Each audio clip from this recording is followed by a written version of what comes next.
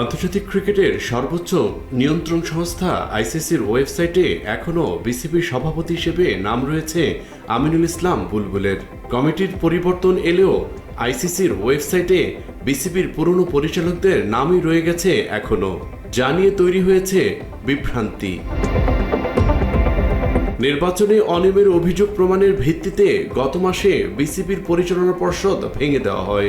পরে তামিম ইকবালকে সভাপতি করে একটি অ্যাডহক কমিটি গঠন করে জাতীয় ক্রীড়া পরিষদ। নতুন বোর্ডের প্রথম সভায় তামিমকে আইসিসিতে বাংলাদেশের প্রতিনিধি হিসেবে মনোনীত করে। আনুষ্ঠানিকভাবে জানানো হলেও আইসিসির ওয়েবসাইটে এখনও সেই পরিবর্তন দেখানো হয়নি।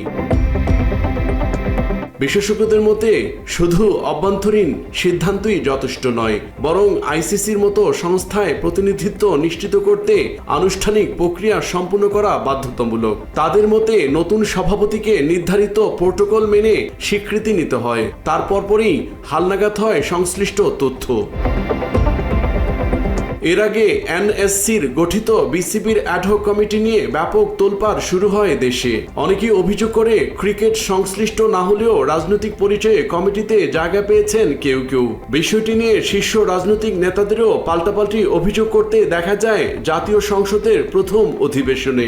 মাত্র 30% টাকায় জমির মালিক হয়ে নতুন বাংলাদেশের গড়ে তোলার স্বপ্ন দেখা বাংলা বসতি। যেভাবে বিসিবিকে যেভাবে এখন আর বাংলাদেশ ক্রিকেট বোর্ড এটা নাই, এটা হয়ে গেছে বাপের দোয়া ক্রিকেট বোর্ডে পরিণত হয়েছে। যেভাবে দখল করা হয়েছে বাপের দোয়া cricket board. Bangladesh cricket control বোর্ডের ইন্টারিম গভর্নমেন্টের সময় তৎকালীন ক্রীড়া উপদেষ্টা ক্ষমতার প্রয়োগ করে সারা বাংলাদেশে জেলা কমিটিগুলোকে প্রভাবিত করেছিল। আমরা এখানে কোনো বাপের দোয়া মায়ের দোয়া করি নাই।